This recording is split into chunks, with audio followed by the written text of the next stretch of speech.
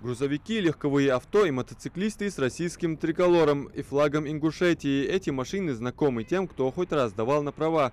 Ведь военно-патриотическое мероприятие «Автопробег ко Дню России» проводит региональное отделение ДОСААФ.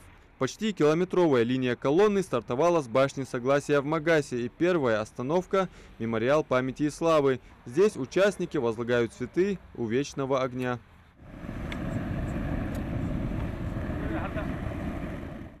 Магомед Балхаев на мотоцикле уже не впервые принимает участие в автопробеге.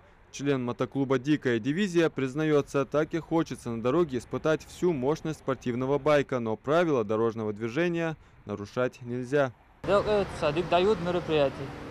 Не нарушается, даже аккуратно, да, да. Колонн лори есть, хаборж лорбиш, нахал лорбиш, аккуратно, да, да. Не кабуем, абула приятно будешь, ах ты уж, да, уха, еще уж.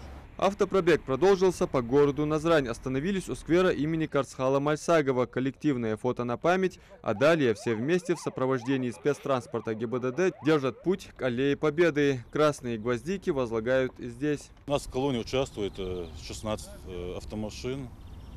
У нас человек 40-50 коллектив, наш штат. В целом мы довольны, да, составом. Мы в целом довольны всем, что здесь происходит. Куда направляется колонна автомашин и где завершится автопробег, догадаться несложно. Пока до города воинской славы менее часа езды. Участники автопробега – это преподаватели, медработники, мастера производственных отделов и начальники автошкол. Задорно и весело на учебных машинах проезжают Ачалукинские холмы, то и дело сигналя местным жителям в знак приветствия. Проносясь мимо знаменитого Т-34, очень скоро оказываемся в Малгобеке.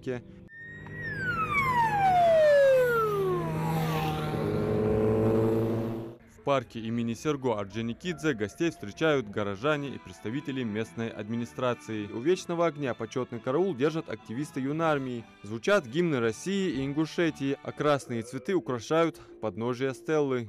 Только грозная доблесть их поселилась в сердцах живых.